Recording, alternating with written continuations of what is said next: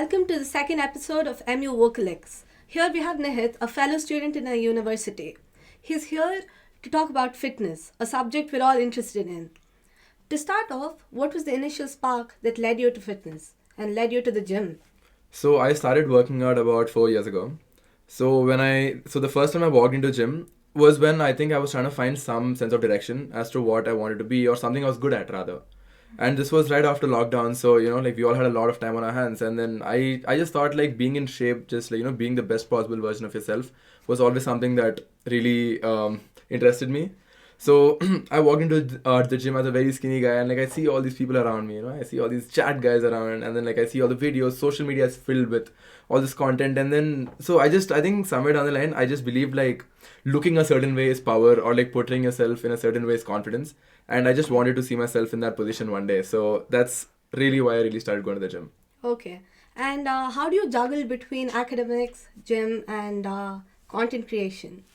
So when you say juggle, I don't really see it as juggling as much as I see it as just doing things that I really enjoy doing. So I love I love the course that I'm doing, right? So I love anything about business. It really interests me in general. And then gym again is something I'm really passionate about. And then my content creation is also something that I've always wanted to do. So I just feel like when your priorities are straight and when you can allocate the time for everything, everything will fall into place in the end. So it's not like you got to sacrifice something to do something, but it's all about how badly you want to do something. So you just find ways to do it. That's really inspiring. And could you walk us through a day in your life? How do you manage everything? So a day in my life as a third year student doing BBA, who's also a hostler. So my day starts off around 7 in the morning. Okay. So I start off with my day, and then I get ready, and then I go down to the mess where we have our breakfast. I try to get in all the protein that I can, and we usually have boiled eggs. So I'm just here eating 10 egg whites a day, trying to get that down. And then so after that's done, then I head to classes. Classes go on from about 9:30 to 4:30. And then I'm back in my room. I maybe have about half an hour to myself to to decompress, to get my thoughts together. And then that's when I get ready, and then I go down to the gym with my friends. And then that's where we spend about an hour, max hour and a half. Okay. In that, I'd say 1 hour is workout and half an hour is maybe getting content or just Yes. talking, wasting time, just fooling around. Then again, I come back to room. I get and then I freshen up. Then I sit on assignments. Any assignments that we have to catch up on, or any upcoming tests that we may have. So all those. And then dinner, and then just chill for a while, and then go to bed early. Okay. And about the part where you said you go for the gym for an hour, is it enough, or do people? I heard people hit the gym for 2 hours and all. That's actually a really interesting question, because I've been on both sides of it. I'll tell Okay. you. So when I first started working out, not just me, but I feel like anyone who's starting out, we all have this feeling that unless you come out of the gym feeling sore, and the next morning you wake out of Yes. bed and you're you have all fatigue, you're all sore. Until that point, we feel like we did not have a good workout. But after years of working out, I finally figured out that is really not true. In fact, it's very counterproductive. Okay. So there is something called junk volume. Okay, so I feel like anything that you hit beyond the point is all just junk volume. Okay, so when you're talking about gymming, there are three very important things. Okay, one is the working out part in itself. Second is the diet, and third is something I believe to be the most important part, which is recovery.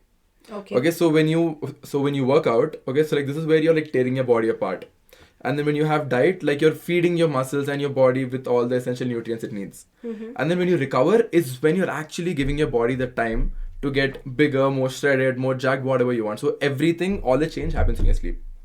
Right, so I'm a strong believer of the fact that you don't have to overcomplicate, just oversimplify.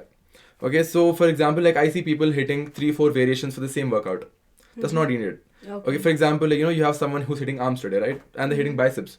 I see people hitting preacher curls, cable curls, dumbbell curls, hammer curls. I see so many variations, but in the end, you're really just hitting the same muscle group. Okay. So that's not really needed, in my opinion. So you finish your workout with as minimal sets as you can, and then you finish it in as less time as you can, and then you focus on the other two aspects, which is your diet and your recovery, which could be your sleep. Okay. So I feel 1 hour, max 1.5 hour. That also I think is a lot personally. I work out 45 to an hour, but anything in that is I think that's enough. Ideal. Yeah, that's ideal. Okay. All right, okay. And coming to the part where the diet is concerned, I heard a lot about protein intake, calorie deficit, and all. Is that all true? Is that really required to build a muscle? I think it's essential to be building muscle, and I'll tell you why as well. So when you work out, right? So the workout remains constant, whether you're on a bulk or a cut or anything. Okay, so bulk is when you want to put on more mass, Okay. and a cut is where you want to shred down. It's like when you want to get back into shape, like which is what you see all the Mr. Olympias. They're all in like very peak shape. Like it's like you see their veins popping out, their abs, like, six pack, eight pack. So that's a cut. And a bulk is when you're as the word suggests, like it's when you're a more bulkier form of yourself.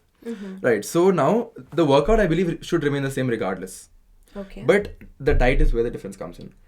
So we all consume calories and we all burn calories, Yes. right? So when you eat food, you're consuming calories, and when you're moving or just breathing, you're burning calories. For example, like you and I are just sitting here in this interview right now. Just for our organs to function, we are already burning calories within. So like that's just how it works. Now it's very simple. So if you want to lose weight, you have to burn more calories than you eat. Input output, very simple. Okay. And when you want to put on more weight, you consume more calories than you burn. So that's when that's when you actually put on more mass. So that is the part about the calorie, this thing. Now protein, I believe, is a very important macronutrient. So you have very important macronutrients such as carbs, which give you your energy, and then you have your protein, which is like the building block of all muscle, and then you have your fats. So all of these are extremely important, but in the right amounts. Okay. So, are you saying without the protein intake, it's not possible to build a muscle with just the natural food? I mean, okay, that's actually a very that's a very interesting question. But ideally, I think it's almost impossible to be building muscle if you're not if you're not having protein at all. So the ideal amount of protein that you should be having, so what I believe is about 2 grams of protein per kilo of your body weight. Okay. So for example, I weigh about 80. Okay, let's just assume I'm 80 right now. So I got to be having at least 160 grams of protein, Okay. and that's ideal. But that's not to say that someone who can only maybe get to have 100 grams of protein is not making any progress. No, that's not true. They will still make progress, but it's just not the most optimal way out. Okay, it's slower. The process It will be is slower. Okay, all right. And when it comes to the motivation part, I see a lot of people are really motivated the first day and the second day as well. But then after they go on, the consistency is just missing. It's gone. How do you maintain that consistency? Yeah, that's actually very, very true as well. So now when we talk about, so you know what, you stay motivated initially. We all are. It's not Yes. it can be anything. You know what, like you want to study for a test, you feel like having an academic comeback, or you Yes, feel like yes. starting something. We're all motivated. Sure, we are. And the same goes with gym. Starting, you're all motivated. But I believe that the real test starts when you're no longer motivated. Because after that point, it's just your discipline which is taking you forward. Okay, for example, so like I have people who think, in fact, like they ask me, they're like, bro, like you must be obsessed with the gym. You love the gym. No, I do. I love the gym. But am I obsessed? No, because I see it as a very integral part of my day at this point.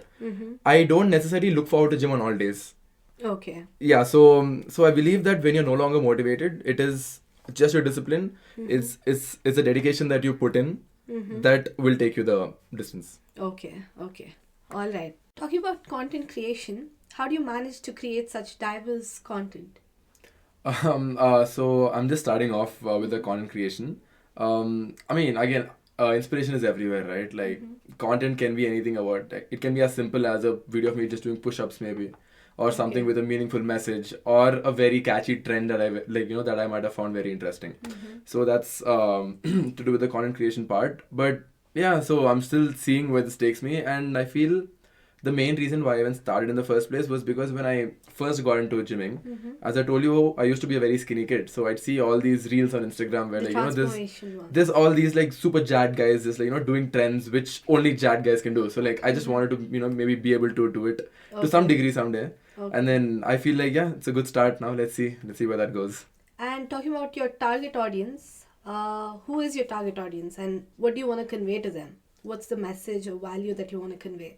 My target audience would be anyone that is afraid to start and does not know where to start, because I feel like I have been there, and then I can provide them with that sense of direction. Okay. It can be anyone who's trying to balance like an academic and a fitness life at once. It can be anyone, honestly. It can be anyone with doubts. It can be anyone who's interested. Just anyone who just would find my videos or my content helpful. That is my Okay. target audience. Okay. That's very inspiring.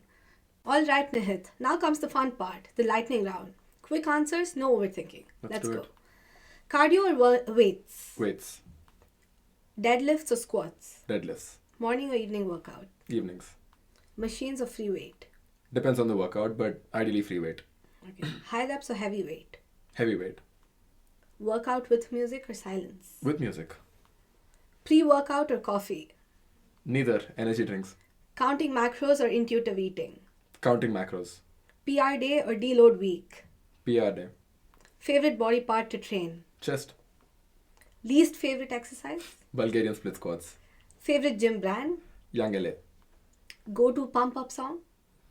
Gonna Fly Now from Rocky. Favorite post-workout meal? Chicken and rice. One exercise for the rest of your life? Chest press. Gym pet peeve? When someone does not re-rack their weights once they're done working out. Okay. Most embarrassing gym moment? When you fail a PR in front of a lot of people. Okay. Weirdest thing you've seen at the gym? I mean, this one time I was lifting and then in between sets, someone just took one dumbbell from what I was doing and replaced it with another dumbbell of another weight. So when I picked it up, I was like, what? Okay. That's all for the lightning round. And before we wrap this up, Nihith, what's one piece of actionable advice you'd give someone who's starting their journey off? So this is what I always tell people, right? Just showing up is half the job done. So just figure out a way, like it doesn't matter what you do in the gym, honestly. Like, you could be doing the most complex workout or the simplest thing, it doesn't matter. But as long as you're able to get up from bed, walk to the gym every day, you are already halfway there. Just keep doing that, stay consistent, and one day you will get to where you want to be. Okay. Thank you so much, Nihith, for being here. Thank you so much. Thank you. And I'm sure all the people watching took all the valuable insights that he gave. That's all.